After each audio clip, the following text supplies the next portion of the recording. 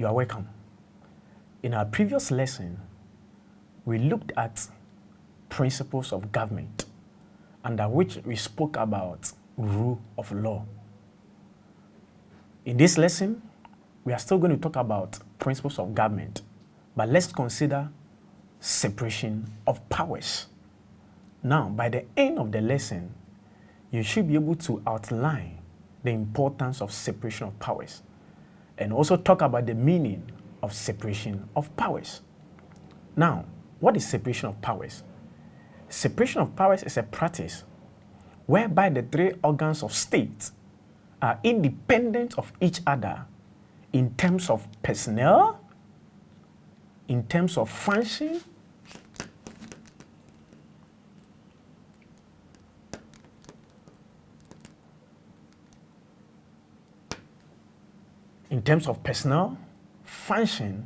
and powers. Now, when we talk about separation of powers, we are talking about a situation where the executive, the legislature,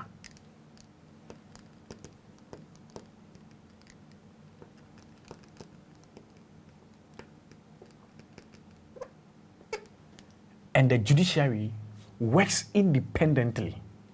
Now, let's talk about the advantages of separation of powers. Now, the first one is that it reduces friction. Anytime they work independently of each other in terms of personnel, function, and powers, there is nothing like friction. Now, the next one is it prevents dictatorship.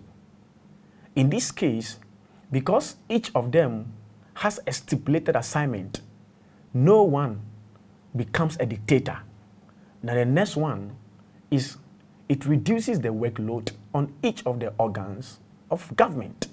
Now, where there is separation of powers, the workload on each of them is reduced. For instance, in a separation of powers, a legislature can never be an executive. In other words, a minister can never be an MP. And so the workload on them is reduced. Now, the next one is it ensures efficiency in the administration of the state.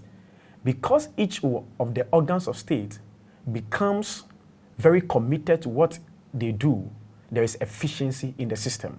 And the last one is that it guarantees fundamental human rights.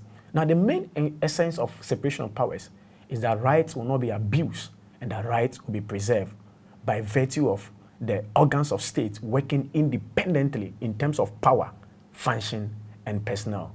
Now, let's talk about the doctrine of check and balances. Now, when Baron de Montesquieu, the propounder, realized that in practical terms, separation of powers is not workable, he introduced what we call the doctrine of check and balances, Baron de Montesquieu.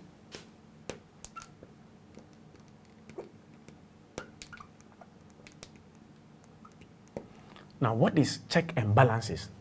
This is where the various organs of state exercises some amount of influence on each other. So the executive checks the legislature checks the executive, and vice versa. That is what we call the doctrine of check and balances, exercising influence over each other. Now, let's talk about how the legislature checks the executive. The first one is approving of nominees.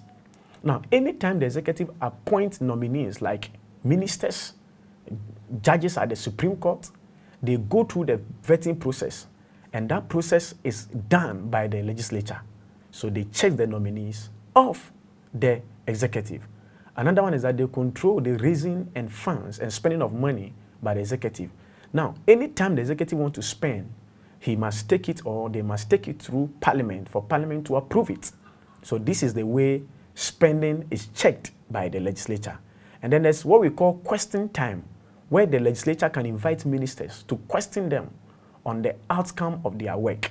So these are the ways they are checked, right? So in this lesson, we've learned about separation of powers and checks and balances. In our next lesson, we will still talk about check and balances. See you next time.